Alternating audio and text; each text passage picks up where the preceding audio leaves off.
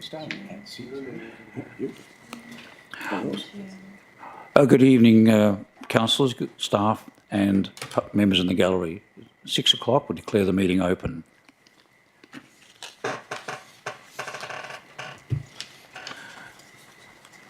Item 1, declaration of opening and announcement of visitors. We don't have any so far. And I would like to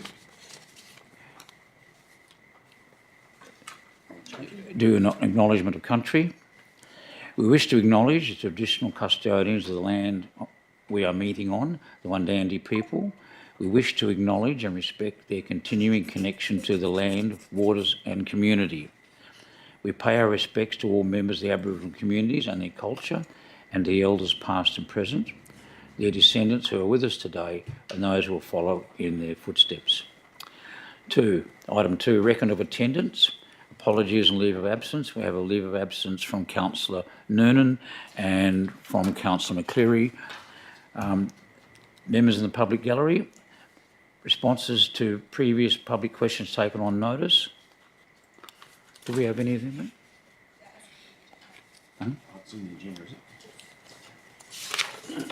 So that's from later. Nothing there? No. Oh, as per the agenda.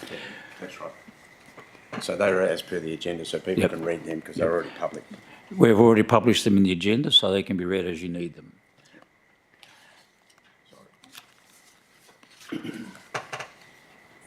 Public question time. Anybody got questions? Dr. Don Findlay.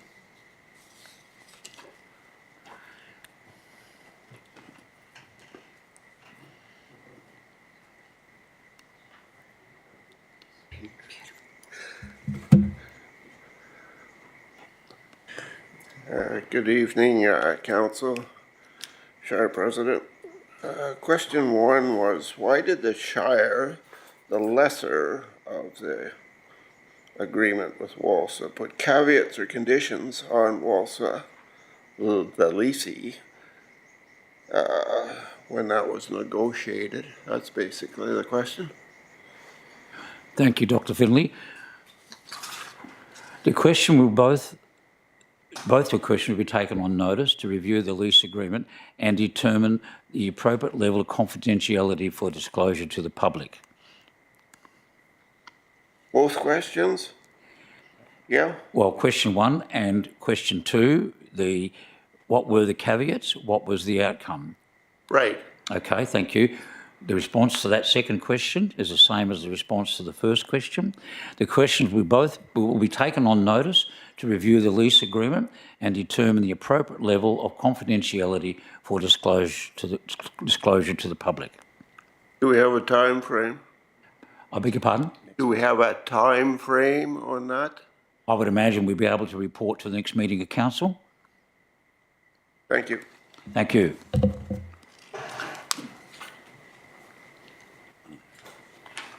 Is there any applications for leaves without notice? A leave of absence, I'm sorry. Any other questions? Oh, my apologies. I'm getting ahead of myself tonight. Any public question time? Any other questions? Application for leave of absence? Any applications for leave of absence? There being none, we move on to the next item. Declarations of interest. I have one declaration of interest from Councillor Terry Sharp regarding item 10, petitions, deputations and presentations. She's declaring an impartiality interest pursuant to Regulation 11, the Local Government Rules of Conduct Regulation 2007. The nature of my interest is a resident of Jalora concerned with speeding on our residential roads. The extent of my interest is I've engaged with Main Roads WA prior to this on the 28th of the 8th, 25, as a resident requesting review of the speed limits in Jalora, specifically Yalinda Drive. Signed Councillor Terry Sharp, 22nd of the 4th, 26. Thank you.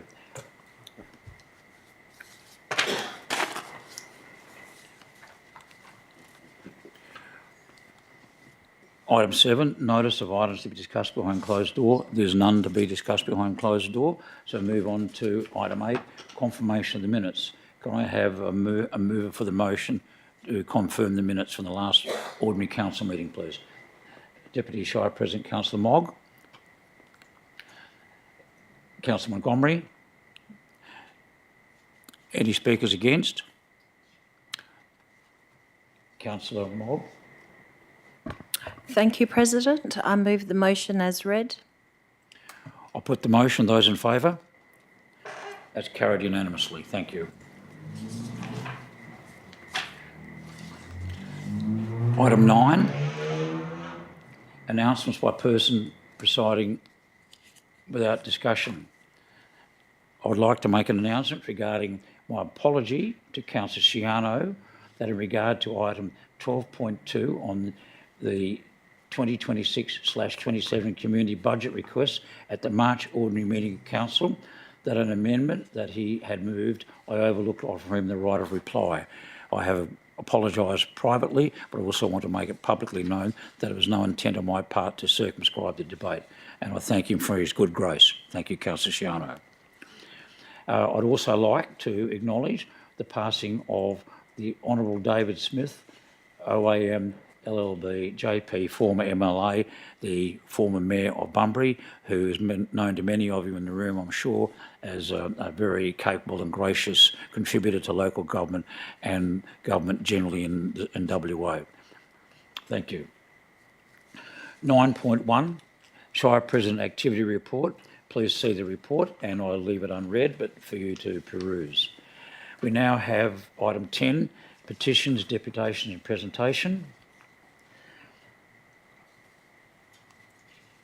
From attachment 1, Elizabeth Nanette Wilts, petition Jules Road speed limit 10.11, 11 pages. The petition request that we request council oppose the proposed 70 km/h speed limit on Jules Road, Jullora, and instead advocate to main roads WA for a 50 km/h speed limit consistent with the built-up area under the Roads Traffic Code 2000 to ensure the safety of residents, pedestrians, cyclists and local wildlife. Reasons: statutory compliance. Jules Road meets the definition of a built-up area due to its residential density, making the 70 km/h inappropriate. Public and wildlife safety. High speeds increase stopping distances, posing risks to residents, children and endangered wildlife, including western ringtail possums and Carnaby's and Borden's cockatoos.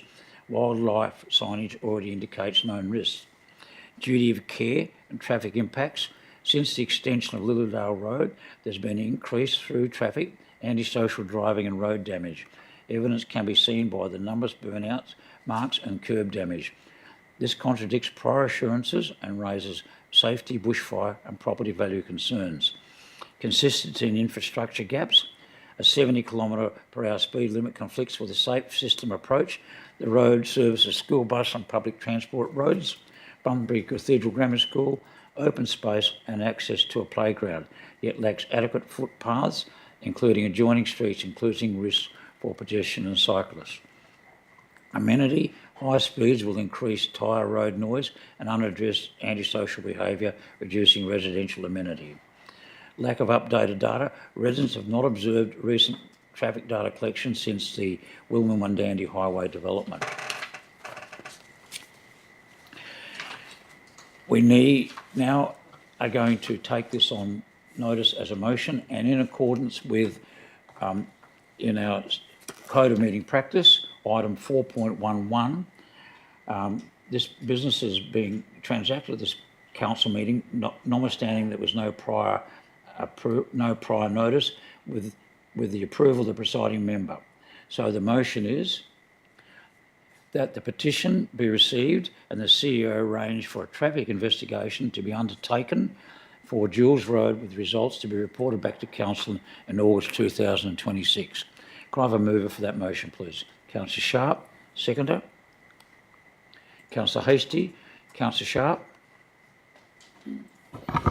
Thank you, Mr. President. I think this is a very important motion, and as I stated previously with my declaration, there needs to be a serious review of the speed limits in the region of Joondalup, specifically Yalinda Jules Road and Joondalup Rise. But I'm very adamant that this definitely this investigation should take place by the CEO.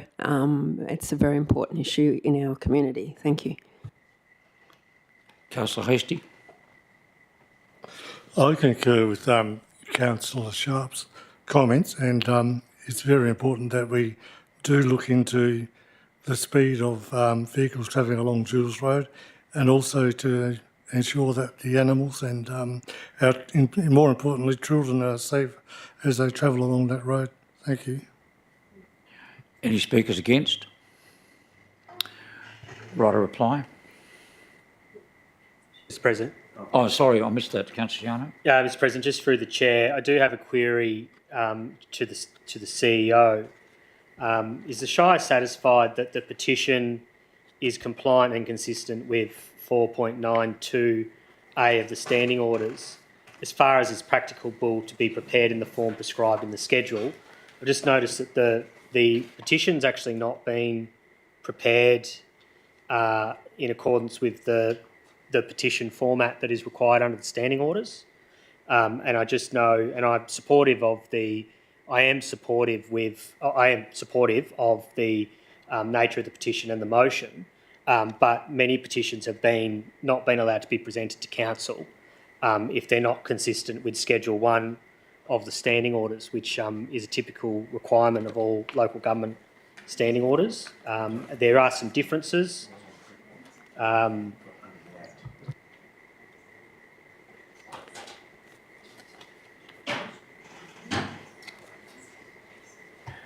Through you, Mr. President, I am advised that the staff did check the petition and it did meet the requirements of the Act. I'm not sure about the standing orders and whether they're in conflict with the Act, but I have to say that I didn't check the document myself. It was checked against the requirements of the Act.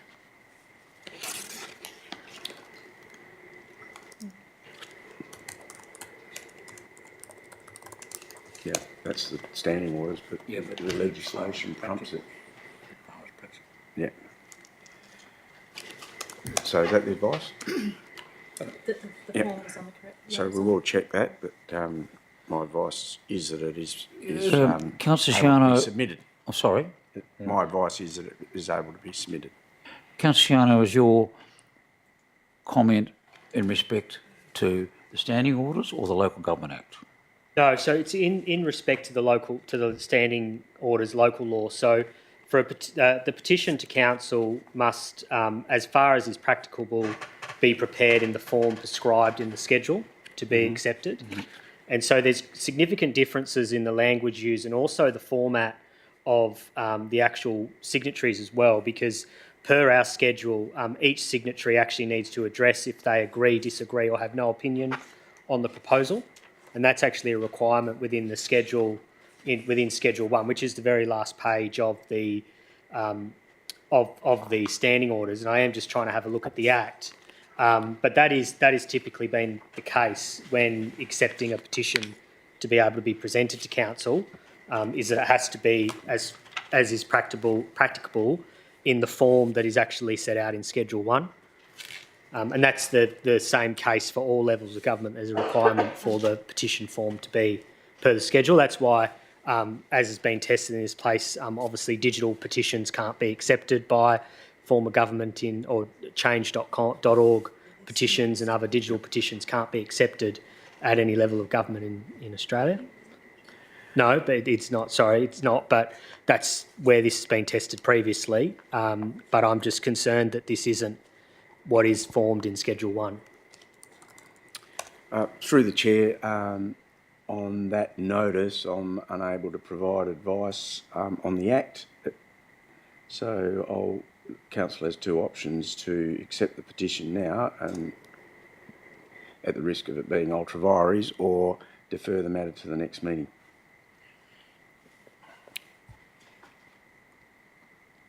Thank you, Mr Acting CEO. To the extent I have any influence over the matter, I take note of the word in 4.92A that a petition to council is to be, as far as practicable, to be prepared in the form prescribed in the schedule.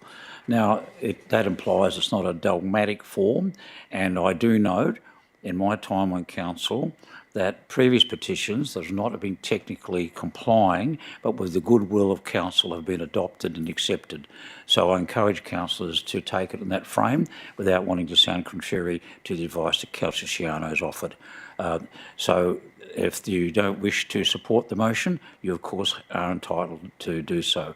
And that being the case, is there any more speakers against? Right a reply. I'll put the motion. Those in favour? That's carried unanimously. Thank you.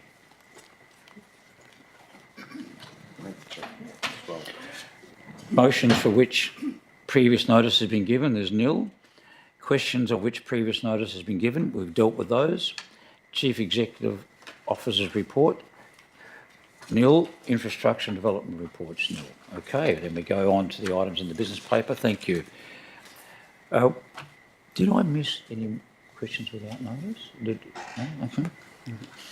Okay, item 15.1, Corporate Business Plan 25 to 29, Q3 reporting, 1st of July to 31st of March 26.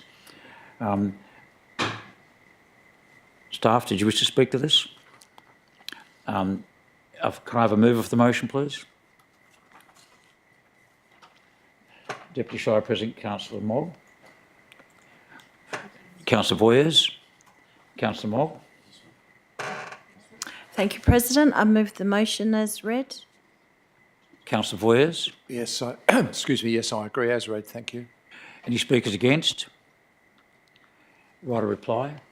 Yes, thank you. I'd like to acknowledge question, I guess, to the President. Will this be Samantha Chamberlain, the author and Director of Community and Corporate, last report to Council? Okay. The recommendation is the Council notes the quarterly report, progress report, Q3, 1 July to 31st March 26 of the Shire of Capel's Corporate Business Plan 2025 to 2019. Those in favour? Declare that carried unanimously. Item 15.2, accounts paid during the month of March. Can I have a mover for that, please? Deputy Shire President, Councillor Mogg. Seconder? Councillor Voyers. Councillor Mogg. Thank you, President. I move the motion as read. Councillor Voyers. Yep. Yes, as agreed, as read, thank you. Any speakers against? Councillor Mogg. Councillor Mogg forgoes her right of reply. I'll put the motion. Those in favour? Declare that carried unanimously.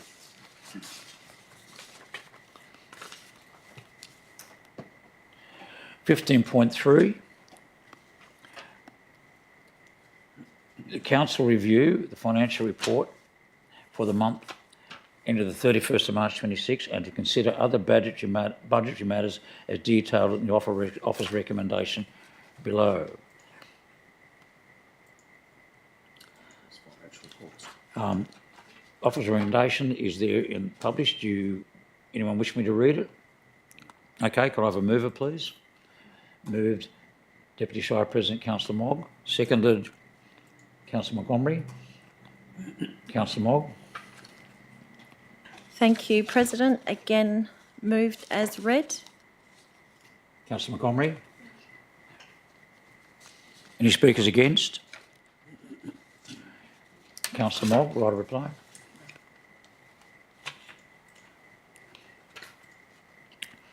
Thank you. I'll put the motion. Those in favour? Declare that carried. New business of an urgent nature, item 16. There's none. Public question time. Is there any public questions from the gallery? There's no public gallery. Item 18. Motions without notice. Absolute majority of council. Can I have a move a motion or a majority of council. I believe the technical process, I need an absolute majority before I can read the motion. Those in favour? Carried unanimously and by absolute majority. The motion is motion by Councillor John Ferguson. Move a motion of thanks to our departing Acting Chief Executive Officer, Gary Clark, for his service to the Shire of Capel over the last 9 months. Secondly, Deputy Shire President Councillor Mogg. I think that indulges me to speak first. It's my rare and privilege and an honour to be in a position where I can move this motion. Gary might have suspected it was coming, acting CEO might have suspected it was coming, but we didn't tell him directly. But I would like to express my admiration and respect for the role he has undertaken in his time here and his assistance to me as a new Shire President and in his guidance for both me and councillors in general. It would be very tempting to move into a role as an acting CEO and keep the seat warm. But he has been far from that. He has been active, progressive, and he's moved the agenda along, and indeed including introducing a number of new items for the council, including the Council Concept Forum. I can only speak again highly of his contribution, and we, on the one hand, will be sorry to see him go. On the other hand, we look forward to welcoming the opportunity with our new CEO starting on Friday. So is there, on that, without that comment, can I invite Councillor Mogg to speak to the motion as well? Thank you, President. I'd just like to concur with your sentiments. Well said. Thank you. Any speakers against? Then I will break with my normal protocol and invite any councillors who wish to make a contribution to this motion to do so. So anyone like to contribute to the motion? Councillor Sharp. There's not really much more that I could say that you haven't already said, Mr. President, other than there was a few interesting times in the Shire, and it was wonderful having such a guiding light from the acting CEO leading us forward now to this point. And I think we are in a much stronger position, and we've got very exciting times ahead. Thank you very, very much, Gary. Any other speakers? Well then, I will put the motion, but ask the acting CEO to join me at the podium in a minute. So can I put the motion? Those in favour? That's carried unanimously. Now, Mr. Acting CEO, you join me together with your putative replacement, I think, because he can turn it on. Oh, okay.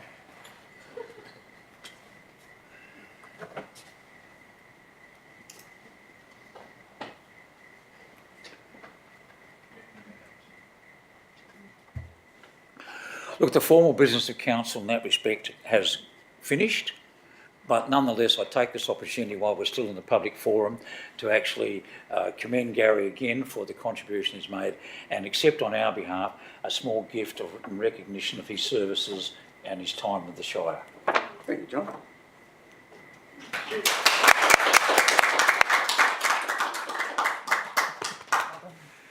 And on that note, I'll invite him to make a comment.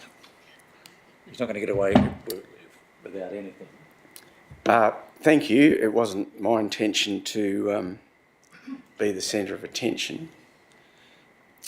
I guess to keep it short, the Shire was in a very good position when I came here, I have to say, in terms of its integrated planning and reporting framework and the systems that were in place to enable council to make informed decisions about the long-term financial sustainability of the Shire. So I've been very happy to help with furthering those things along and helping council with their improvements in their decision-making framework. But I have to say, it's the Shire is in a very good position and huge opportunities moving ahead, and will be in very good hands with your new CEO, Sam Chamberlain.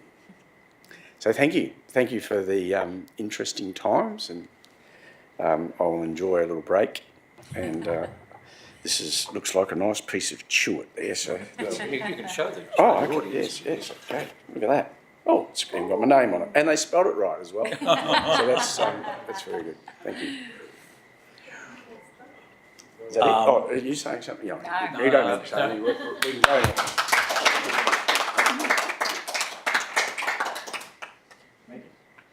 That wasn't recorded, was it?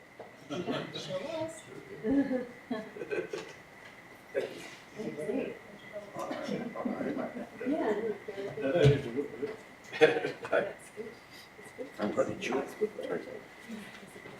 Look at that. Wow. Yeah.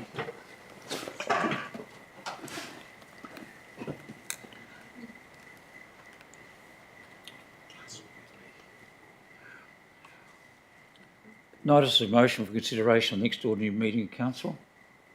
There's none. Thank you, councillor. Items for consideration behind closed doors, there's none. So without any further ado, I declare the meeting closed and thank you for your attendance. Is that a record? Eh?